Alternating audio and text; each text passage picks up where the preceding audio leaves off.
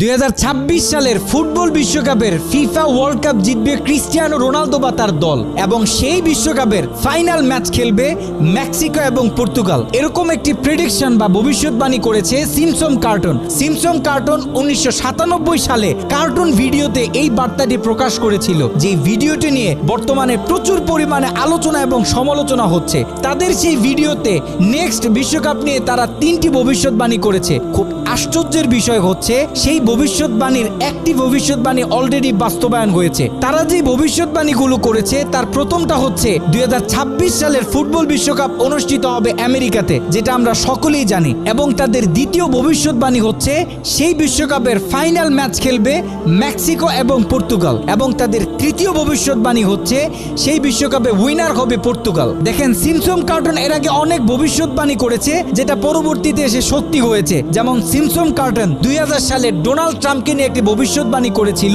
যেটা 2016 সালে এসে বাস্তবায়ন হয়েছে। সিমসন কার্টুন তাদের একটি এপিসোডে দেখিয়েছিল যে টাইটানিক জাহাজ দেখার জন্য পানির অনেক নিচে ছোট্ট একটি সাবমেরিনে করে কয়েকজন লোক যাবে, কিন্তু তারা সেখান থেকে আর বেঁচে ফিরতে পারবে না। যেই ঘটনাটি গত বছর ঘটেছে এবং আমরা সকলে দেখেছি। এখানে কথা হচ্ছে যেখানে আল্লাহ পাক পবিত্র কোরআনুল কারিমে স্পষ্ট বলে দিয়েছে, কুল্লা ইয়ালামু মান ফিস সামাওয়াতি ওয়াল আরদিল গায়বা ইল্লাল্লাহ। নবী হে, আপনি আপনার উম্মতকে স্পষ্ট বলে দেন, এই আসমানে জমিনে এই পুরো পৃথিবীতে আমি ছাড়া অন্য কেউ গায়েব জানে না। গায়েবের মালিক হচ্ছে একমাত্র আল্লাহ। সেখানে সিমসন কার্টুন কিভাবে ভবিষ্যৎ বলে দিচ্ছে, কিভাবে গায়েবী কথা তারা বলে দিচ্ছে। দেখেন, এখানে আপনার আমার ইমানকে ধ্বংস করার জন্য খুব সূক্ষ্মভাবে এই সিমসন কার্টুনের লোকেরা খেলতেছে। এই সিমসন কার্টুন হচ্ছে ইলুমিনাতির এজেন্ট।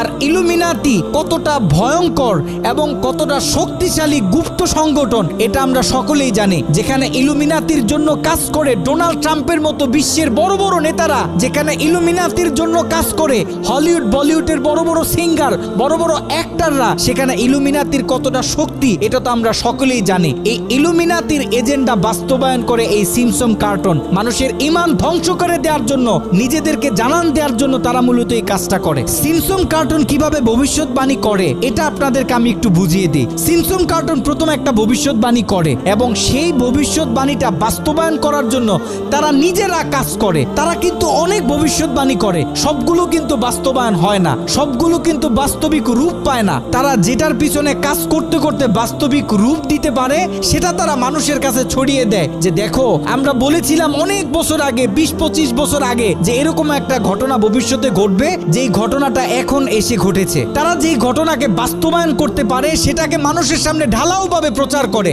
এবং মানুষকে এইটা বোঝানোর চেষ্টা করে যে দেখো আমরা ভবিষ্যৎ সম্পর্কে জানি, আমরা অনেক দূর এগিয়ে। তারা তাদের নিজেদেরকে জানান দেওয়ার জন্য মূলত এই কাজগুলো করে। মুসলমানদের ইমানকে কেড়ে নেওয়ার জন্য, মুসলিমদের ভিতরে শিরকি চিন্তা ভাবনা ঢুকিয়ে দেওয়ার জন্য তারা মূলত এই কাজগুলো করে। যেখানে আমরা মুসলিম, আমরা কোরআনে বিশ্বাস করি, আমরা আল্লাহকে বিশ্বাস করি, আমরা এটাও বিশ্বাস করি যে আল্লাহ ছাড়া পৃথিবীতে অন্য কেউ গায়েব জানতে পারে না। আমাদের আজকের এই আলোচনাটা পরবর্তীতে যারা সোশ্যাল মিডিয়াতে দেখবেন, সকলের কাছে অনুরোধ থাকবে আমাদের এই আলোচনাটা দিনের স্বার্থে হলো আপনারা ছড়িয়ে দিবেন। কারণ পরবর্তী বিশ্বকাপে যদি পর্তুগাল জিতে তাহলে অনেক মানুষ ইমান হারিয়ে ফেলবে।